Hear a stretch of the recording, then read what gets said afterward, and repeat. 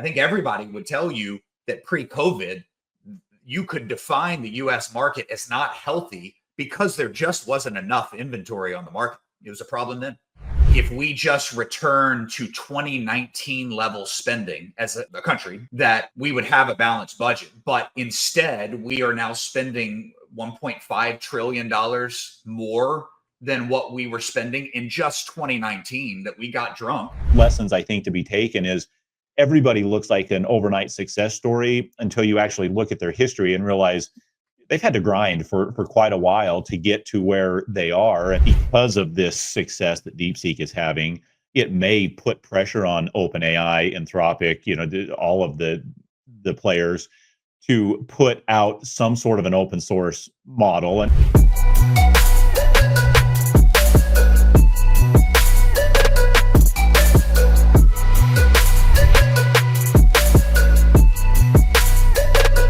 Episode 30 of Market Moves with Mark and Jeff. Jeff, great to be back with you again today. This episode, post-Trump bump, maybe. What are we seeing out there, economically with housing, where we deal with directly? What are we seeing with the economy? A lot is going on these days.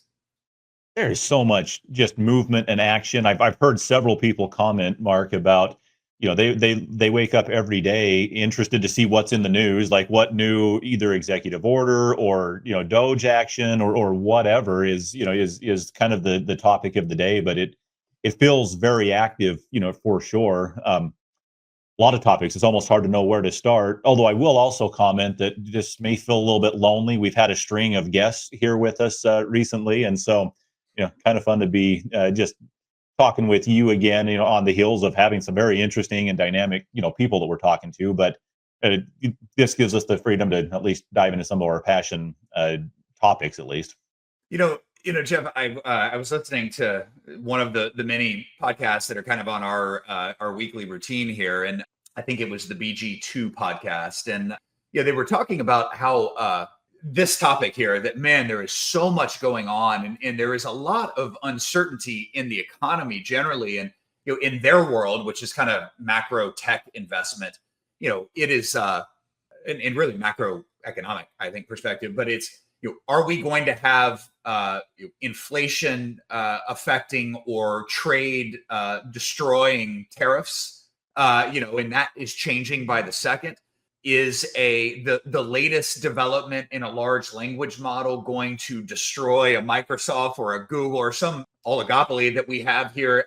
And so there are just such enormous outcomes, I guess, with all of the change here. And every day there is something different. So it's really, really critical to kind of pay attention or to not pay attention, I guess. There just seems to be a lot at stake. And I can certainly translate this feeling to running a real estate business, as you're looking at large language models or AI or whatever's going to happen with interest rates. Are we looking at 8% the rest of this year? Are we looking at 6%? There is just so much peak and trough possibility in the near horizon. There really is, Mark. And a lot of this, I think, is driven by big, kind of market moving potentially actions that are taking place.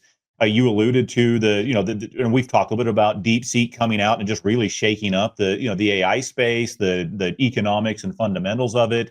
We've got, big actions taking place from the federal government, as you let out talking a little bit about Trump bump. And it would be interesting to see. I know there's certainly an expectation around, that possibility of we've got this new administration, pro-business, anti-regulation, trying to get fiscally fit, which, the fiscally fit part was not, or at least didn't really appear to be a major priority in his his first term. But there's just so much that is changing and kind of at odds with what the status quo has been, that it has all these second and third order effects that are hard to project and understand or anticipate maybe. But as you start to see what those effects actually are, it's just fascinating, and it ripples throughout, everything. As you talk about running, a real estate company, some of these things can have positive, pressures on interest rates. Some can have negative pressure on interest rates. What is the net effect? What do rates actually do? That's hard to know, but there's just a lot of moving pieces that interesting to follow, but kind of hard to digest and understand.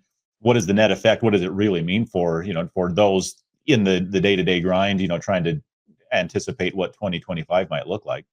Boy, yeah, absolutely. And I mean, as an appraiser, we have on top of all of this, is there going to be a need? One of our peers shared with me at some point. I was asking him what his outlook in the future was, and he's saying, "Are you asking me if I'm building the fax machine right now?" Kind of thing. And so appraisers are faced with that possibility one way or another. And we've had Mark Calabria on our podcast here recently, who's painting at least a possible alternative picture that no, we aren't the fax machine that's going away, but of course, as appraisers see it, we are that critical piece of unbiased valuation in the process. And so it's just a lot to consider all of this, and if you get too deep into it, it can make you a little fearful. Well, it really can. I love the example that you referenced from Mark. We also have an episode that hasn't dropped as you and I are talking, but will before this one's out, I anticipate, with Brian View. But similar perspective to me, at least in the sense that there are creative ways that professionals can be providing services to the marketplace. And his approach of becoming, or at least helping loan officers become kind of financial guidance counselors or coaches or something for people preparing to buy a home, perhaps years in advance of actually purchasing the home, is a creative and unique way that they can take their skill set and apply it to a need, in the market. And my expectation and obviously hope is that, valuation professionals will also be able to have and find, kind of creative and maybe unique ways that the market will value, the services and the skill set, that we have or can bring to the table. But technology is changing so much so quickly that, trying to stay on the cutting edge is an important aspect of it. But, knowing what the future holds is as difficult to project as ever. You bet. You bet. Well, let's dive into a little bit of housing and economic items here, and we have Lance Lambert, who we're at least the podcast is fans of, puts out a lot of good real estate data through Resi Club. Fastcompany.com picked up an article of his here recently that is, I think pointing out in the housing. I mean, we do have sort of a reversal or a clawback maybe of what we saw during COVID, which is this remote work. I can work wherever I want. And you see a lot of RTW, return to work orders that are out there. And I think that's changing the real estate landscape quite a bit, both for those that have experienced a lot of growth here in the last several years and those that saw populations leaving. It's been really interesting, Mark, to see. I think this trend, started with at least a few tech companies in Silicon Valley saying, hey, you got to come back to work. But to have the follow-on effect, and we talked about this a little bit, from the federal government with executive orders, return to work. That's assuming that you have work to return to. There have been a few agencies that are, out of work in the moment. USAID, interesting. I listened to an article about somebody impacted directly there. Very quick action being taken. But yeah, interesting to see this chart that you have pulled up, and some of the increasing inventories in states where people had flooded to during the work from home COVID era. Now those states where everybody were flocking to are starting to see the biggest increases in available or standing inventory. One of the cool things with this link, and we'll see if we're smart enough to figure out how to put it in the show notes when we post this, but it's interactive, so you can hover over a state, whether your own state or one that you're interested in, and it will show inventory levels since January of 2017 through January of 2025, and you can get a sense of, are inventory levels in your state at pre-pandemic levels? Are they above pre-pandemic levels or below them? You're hovering over Florida right now. Tell me what you're seeing there, Mark. Yeah, so 2017, we had active inventory of 141,000, dipped down to 40,000, just under 40,000 in 2022. And we are now back up in the highest inventory levels here in January of 2025 that we've seen in the last, 8 years. So there is a ton of inventory. And this generally seems to be the story in the sunshine states in the southern portion of the country.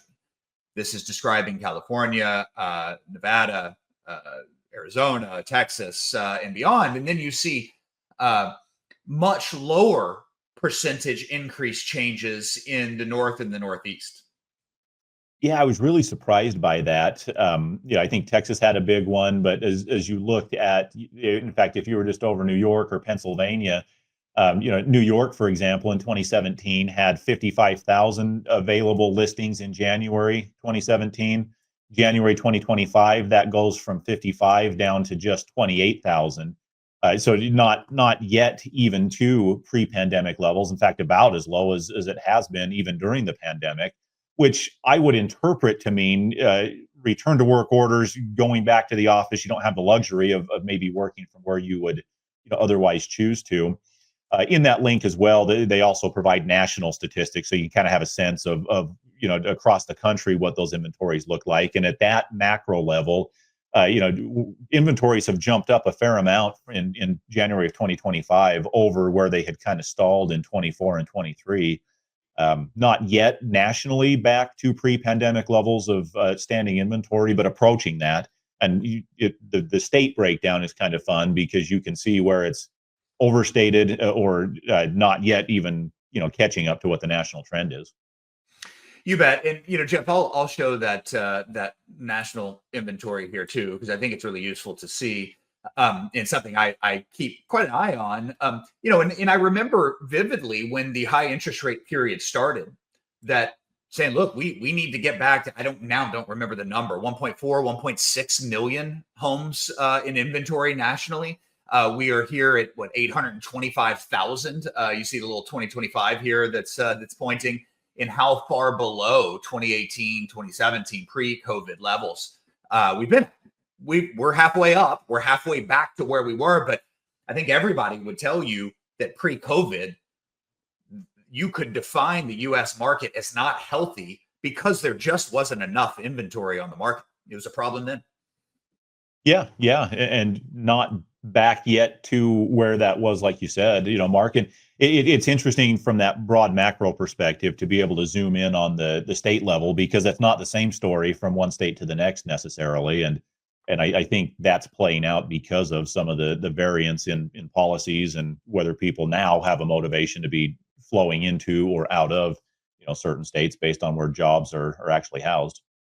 Jeff, we talked a little about this return to work. Well, actually, a lot about it. We've noted it where the kind of the big tech companies and beyond sort of leading the charge, saying, "Hey, you got to come back." And then, of course, the Trump and maybe DOGE initiative is saying, "Hey, a federal government position is going to be, not work from home anymore, but return to office." And you anticipate that. That's going to create a lot of change one way or another. But we've also talked a lot about how DOGE kind of some of these if we are going to be reducing government costs in getting more efficient, then you're going to have a lot of people that are going to need to move, whether working from home or working in the office, but don't have a job anymore. That's going to create a lot of need. And I've had a lot of people come back and say, well, the federal government employs like 200,000 people or so. I mean, it's the state governments that really employ a lot of folks. And I think what we're learning is that, if you're looking for an opinion on U.S. aid or AID, you're probably in the wrong show here. But what we can see with whatever is happening is that this organization is funding the employment of a lot of folks. And it's not just the 2,000 people that work there that are maybe no longer having a job, but media outlets or whatever. There's a lot of entities that are being funded or propped up by funding through things like this, and so it's a lot more than 200,000 people that have the potential to be affected, it seems. I think that's right, Mark. And we, as you're talking about that, I'm curious, what the numbers even are. I heard someone commenting recently that nobody even really knows how many federal agencies are even in existence. It's maybe 450, maybe it's 500, if I remember the numbers right. And I don't have a source specifically for that, but it was just interesting that the government has ballooned over time, and kind of to the point that it's unwieldy. And so keeping track of how many employees there are is difficult. offer to, from the DOGE and through the president to, pay people through September to basically buy them out of a contract or something is interesting. It hasn't, I think, received the quantity of acceptances of those offers as I might have expected, to have been the case. But like you say, it's a significant number, whatever it is. But I'm curious to see how that ends up playing out. I think I saw an article today that a judge has extended that offer, at least through the week or something. I'll have to go read up on that a little bit more. I was going to ask if you knew the date. 'Cause I remember there being a hard date, and it was not long. It was a week plus to consider, which I think is probably pretty typical in offers like this. Yeah. Yep. Interesting. Well, I think that you know dovetails right into maybe a little bit deeper economic analysis and what all is going on. There is so much, and it's been a while since we brought up this debt clock thing, and I hope the few listeners that we have checked in on this debt clock, and I'll pull it up here because I think it's just a fascinating thing to take a look at. But it's in this yellow in the top left, and it is suggesting that $68 billion so far has been cut or saved in the federal budget, and just a few days in here. It's, I think, surprising a whole lot of people that this sort of action is taking place. I think there was a lot of skepticism to say, yeah, I know we campaigned on this. I know it's a lot of people might like for it to happen, but the political machine in DC, no way, it's just not going to happen. And it would take a lot of gumption to do it. That isn't, that skepticism is not playing out to be correct. No, that's exactly right. And I heard an interesting analysis just last night in a Wall Street Journal article or a podcast that I was listening to. And it was a perspective I hadn't fully considered, but basically the idea is that the Republicans are on board with what DOGE is doing, but they don't want to deal with the political, fallout of cutting, benefits or projects or programs that might affect their constituents.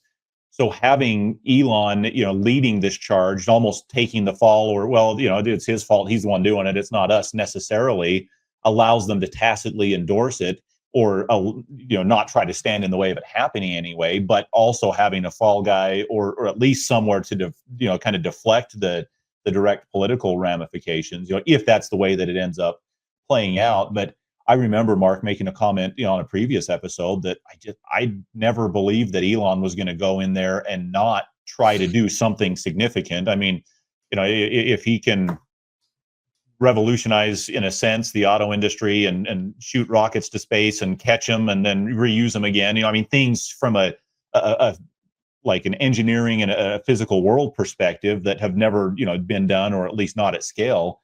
I have no doubt that the apparatus in Washington is, challenging to navigate and overcome. But I think, if anyone, he's probably the man for the job, and sure seems to be having success in early days, as you said. I'm wanting to look more into this topic, and it was other podcasts I've watched with Mark Andreessen, I think on Lex Fridman. I think I've even referenced it on here, but talking about this preference falsification concept that is an old concept and book, and I need to find all of it because I can't reference it properly. But it's when the whole world just kind of takes on a truism that they know isn't necessarily true, and this government just has to be this way. This is just the messiness of making the sausage and all. I don't really have a comment on USAID, but DOGE generally is just standing up and saying, no, of course it doesn't have to be this way. And it's such an interesting story, first to see waste and that it's there. And then for us just to say, well, that's only $40 billion of internet connection, or electric vehicle chargers, or high-speed rail, like just not coming to pass, and you just sort of write it off. And these are billions and billions, and people just sort of shrug it off. But it's just an incredible story to see what seems to be kind of young 20-year-old kind of tech wizards coming in and just getting to data to present to decision makers like the president. It's just a fascinating story, and it challenges what was possible, I think, and it gives me some hope on some level. Well, and that's one of the things that I find interesting with the debt clock and like the reported savings. And I don't know how accurate that is, but if it is, you can divide that by the number of taxpayers or households in the country. And it starts to put some context around, oh, well, yeah, that $40 billion project that, for chargers or for, rural internet connection that never produced anything. Like how much did that actually cost the taxpayer that we're just shrugging off? And a lot of this stuff doesn't have even a light, that it gets shined on it unless an effort like this is undertaken. And I think that transparency and understanding of what's happening, goes a long way to move the public sentiment. Um, so I'm glad that there's at least the effort to say, here's what's been saved so far. Here's what that actually means at a granular level for those that are going to be ready to, write a check to pay taxes in the coming months. If that's the category that you fall in, it starts to have it hit home a little bit closer than just these one-off stories. And I think you're right. I mean, people take for granted that they spent $15,000 on a hammer or like some silly thing that you hear an anecdote of. But when it starts to translate down to, well, what does that actually mean for me? And could this mean that I actually don't have as big of a tax bill, or that we could keep tax cuts that aren't really funded in the moment? It becomes more meaningful, and I think garners a lot more of the public acceptance. Where initially people just kind of accept business as usual in Washington, and certainly there are a lot that have a financial interest in it not changing. Seems like the some level of checks and balances are here, and I think the ultimate check and balance is the American vote or people, and if enough people feel like this is not the right thing to do, I think you see Elon and others talking like, look, it's just not going to continue if they don't have public support for what they're doing. So if they go too far, whatever. I mean, it may be a little retroactive, but there does seem to be some pathway to putting a stop to it if it goes the wrong direction or is going the wrong direction. So Jeff, I think DOGE is interesting because I think that prospects of federal deficits and reducing those. I think it is Brad Gerstner on the BG2 podcast that was saying that if we just return to 2019 level spending as a country, that we would have a balanced budget. But instead, we are now spending $1.5 trillion more than what we were spending in just 2019, that we got drunk and started spending and haven't stopped as it typically goes. And so I do think that, if there is hope of some trimming of the expense ledger, that maybe there is hope for not runaway inflation ultimately and overall health of the economy. And so I think this is one of a few things that are beginning to attack the 10-year treasury that's been so damn stubborn. So there's just a lot coming at it. And I think we're beginning to see very modest, but a little bit of relief. I think rates did something well for us. Yeah, it's going to have that impact on the rates, I think. And there's an interesting parallel between, as you talk about that, one of the things that Mark Calabria mentioned on our most recent, or one of our recent podcasts, was that during the pandemic, they implemented, either appraisal waivers or at least, the flexibility to not have people in homes. The intent of that was to be short-term policy during a pandemic, but it tends to kind of get institutionalized just going forward. And that's exactly what's happened with the government spending. That's what Gertzner, the point he was making was that if we just stopped spending as though we were in a pandemic, because we're not anymore, and got back to 2019 levels, we would have our financial house in order. But when there's a change and when more money gets in the habit of flowing out of Washington, because of some extraordinary circumstances, it's really hard to turn that off or to claw that back once those extraordinary circumstances don't exist anymore. But that is then what's putting pressure on the treasury yields and the interest rates, because there's this concern that, well, this acting as though you're in a pandemic when you're really not, or spending like it, is not sustainable. It adds an element of risk to U.S. debt, and it then drives the interest rates up higher. And so we've seen a little bit of relief there, I think, with some of these actions. At least I'm attributing it to the action following the words of that DOGE is putting into place. It's going to have to continue at a meaningful scale, I think, to really gain the confidence of those that invest in the mortgage and bond markets. But if that continues, I think we could see some relief on rates, but we sure haven't. I mean, we talked about the inventory levels last year at this time. Interest rate levels last year at this time were in the sixes. They were considerably better than what we're staring down the barrel of right now. We did get that little glimmer of hope of a 6.99% for about a day, and I'll take it, Jeff. I'll take it. So hopefully, it's a sign of things to come.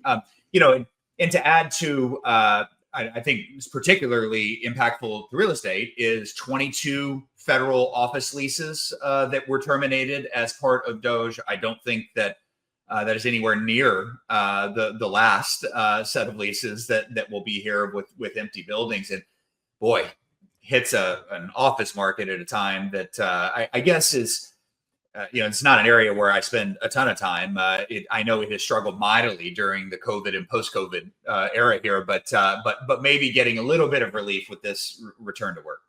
Well, and it's interesting, we're talking about, on the one hand, return to work, on the other hand, canceling leases. I mean, it does just make you wonder, how much waste is there really? Like, we have all this empty space that we're paying leases on. We're telling people, at least at the federal level, come back to work, and we still don't need all of the space that's available. So I think it's this identifying and then actually taking action on the waste that exists that gives me some encouragement that this might actually, make a meaningful difference in the national balance sheet, the national budget, and correspondingly then, impacting interest rates and, all of the knock-on effects that has.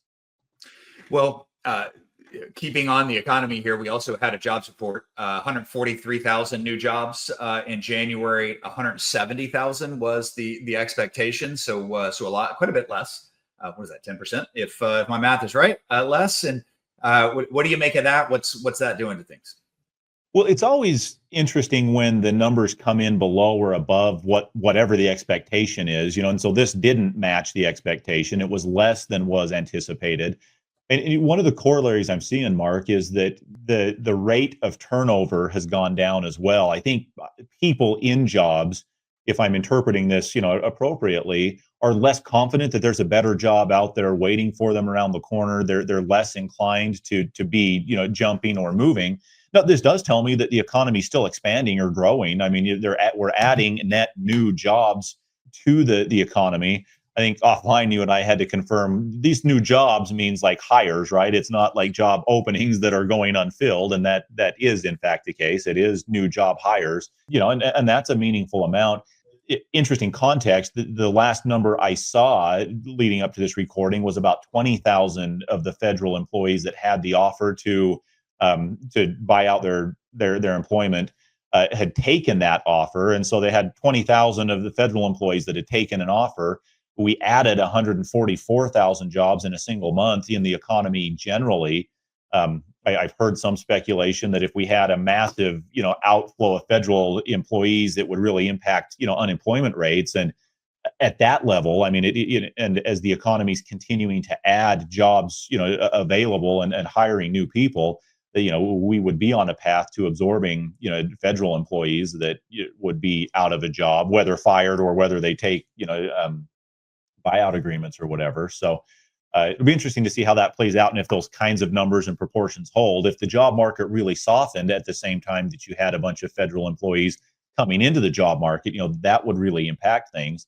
Would probably be good for rates, but certainly not good for those, out trying to find employment.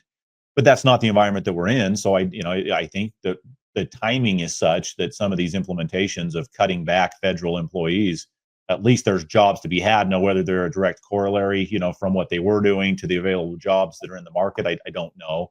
But the fundamentals are better than they could be.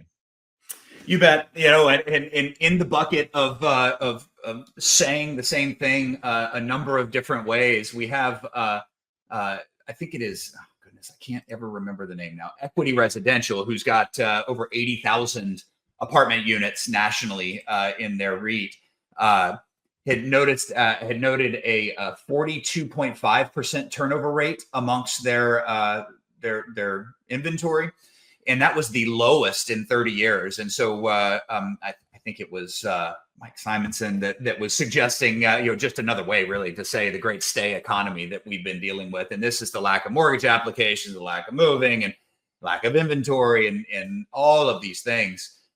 It's just I think all of these stats are really interesting to see in where they rear their heads, because it has been an unprecedented level of stillness that we have all been battling through. It really has. It's been interesting to observe, anecdotally too, where we get a minor bit of bad, overall news that maybe moves interest rates down a little bit. I think there's a lot of pent-up demand or demand on the sidelines, and as interest rates move very much at all, it moves the needle in affecting affordability and mortgage applications, and then action in the real estate space. We've been hovering up pretty high, higher than last year at this point. It was interesting to see rates dip just a hair below 7%, like you'd said, in the last week or two, back up just a hair over 7% when I looked this morning. So, I think we will see some real activity in the residential real estate market if the overall fundamentals line up so that we can get a bit of a drop. I mean, a six handle, I think psychologically is impactful for those looking to buy, certainly over a seven handle. In fact, I was talking with one of my brothers who is a real estate agent, and he was saying that when rates had gotten into the low sixes, he could get builders and buyers to buy down a rate even beyond that into the high fives. Back in I think it was early 24, late 23 might have been the time frame he was talking about. But in that environment, whatever the time frame, there were a ton of transactions to be had and to be done. That's not, the rates have since climbed, and he was just talking about the difficulty, the big difference that a 0.5% makes just in people's ability to qualify and even be able to transact or not if they're otherwise ready. And it was just an interesting perspective on how the rate sensitivity really translates to people's ability to do something, even though the desire may not have changed one way or the other. You bet. You bet. It's wild, wild times. And, Jeff, I'm watching this artificial intelligence stuff. We've done 2 or 3 podcasts on it. I think it's important to monitor for those that are watching and us as well. I think it's fascinating from a business strategy perspective. Like I think the big guys spending hundreds of billions of dollars building up infrastructure, like there really isn't a cost. This is not. This is just I have to win at all costs sort of thing is how a lot of these folks seem to be treating it. But the DeepSeek thing, was really shocking to a lot of folks because it was a win for the open source, and is possible that it is direction setting for how all this stuff plays out, at least on some levels. And I learning about DeepSeek I think was interesting and helped for people to know that DeepSeek is essentially funded by a hedge fund, High Flyer, and they have used these NVIDIA GPUs for several years to fund their sort of quant analysis hedge fund trading, and have done it quite successfully and had tens of thousands of these damn things and decided to repurpose them or use them for this DeepSeek stuff. And really fascinating things that have been built and put together. I think an interesting lesson that people are talking about is this,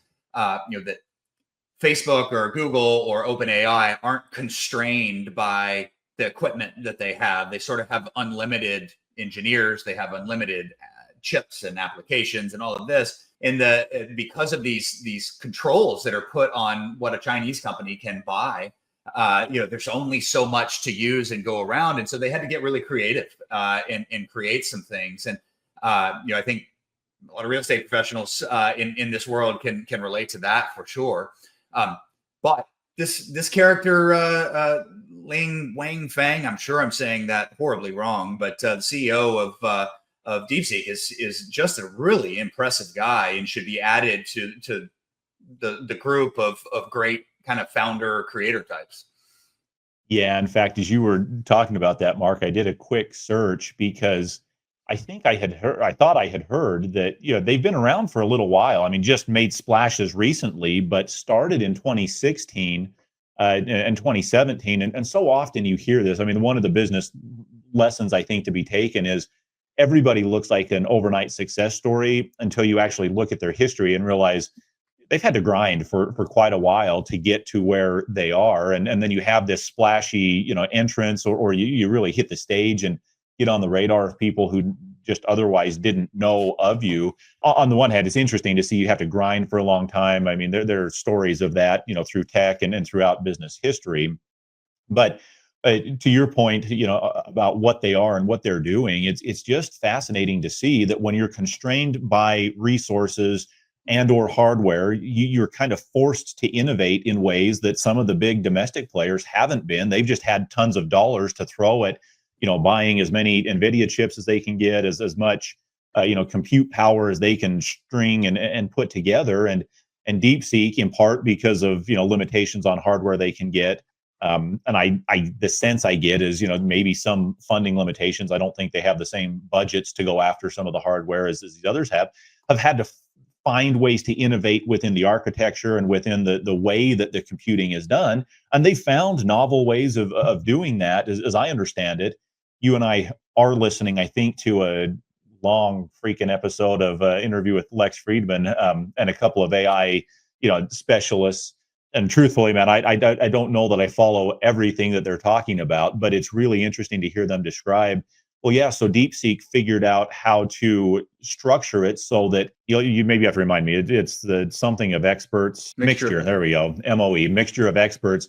But like this concept of taking the hardware and segmenting it in so that only portions of it is needed in running these inference calculations or generative outputs, allows them to, and if I remember right, I think they were saying that it models a little bit more closely what the brain does. We all know that the brain has different functions, different segments that do different things.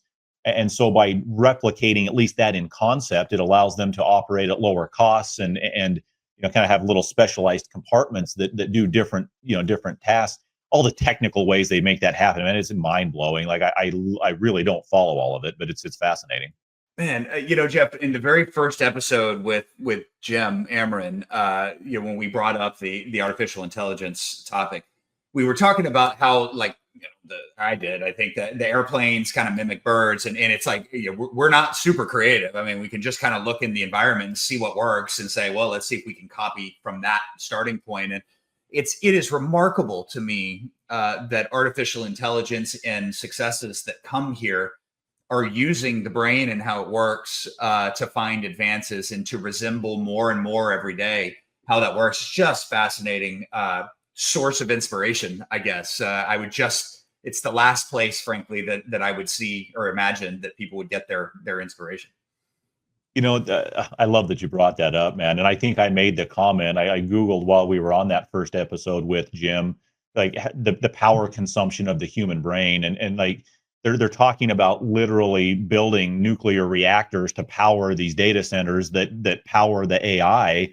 And it's like, I can eat an apple and like power my own, like, that between my ears, which admittedly does have limited, computing capacity, but that they're mimicking the human brain and just the way that intelligence and generative, thought and word and everything that we do, is done at the compute level.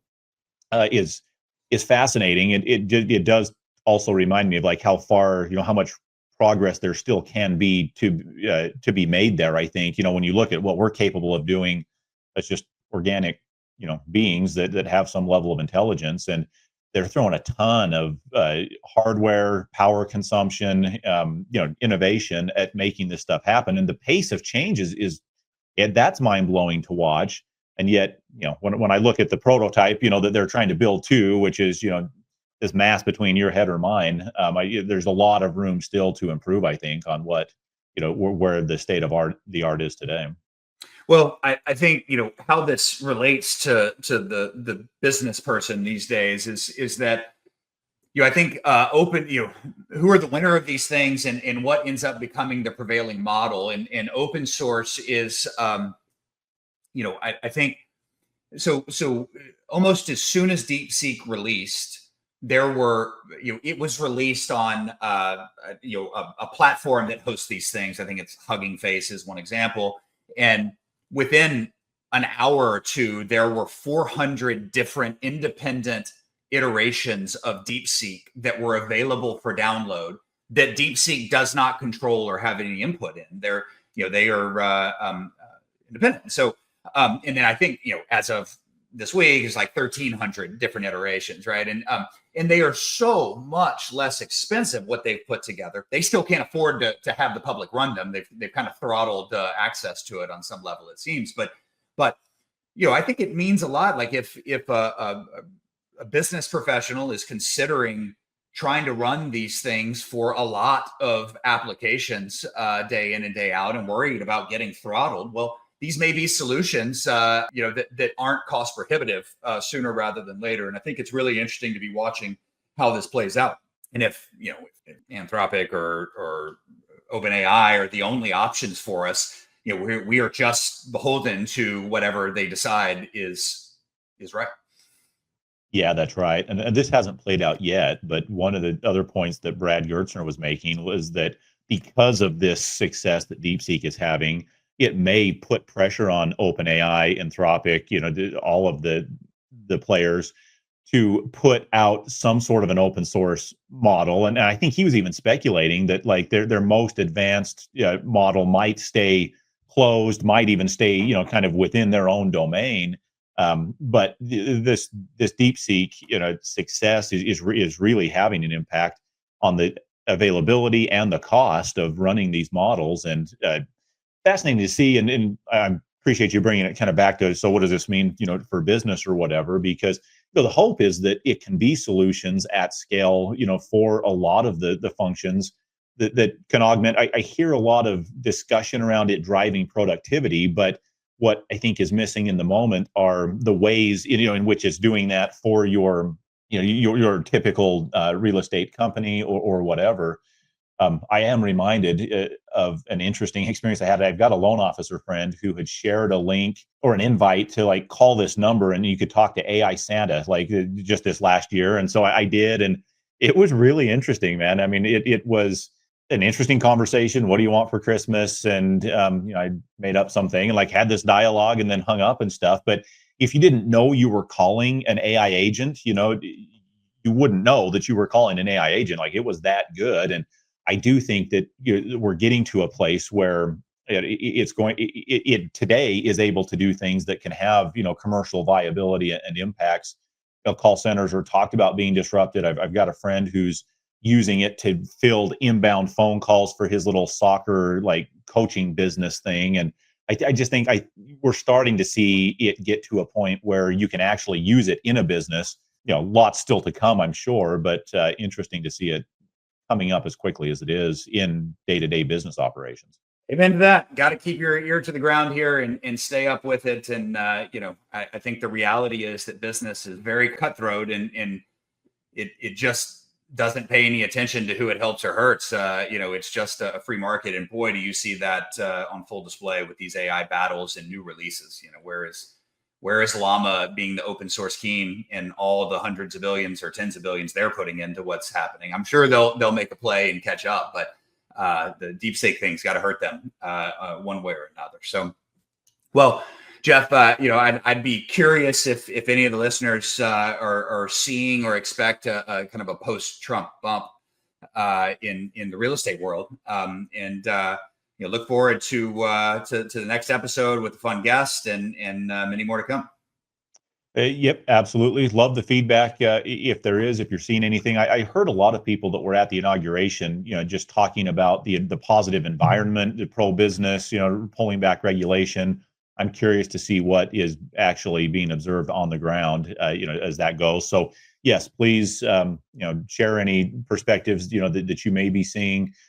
For those that aren't inclined to listen to 5-hour podcasts about AI, geeks, Mark and I are taking that chore over for you. Kind of fun to try to distill what is coming out of it and keep people up to date. But looking forward to next time, Mark. All right.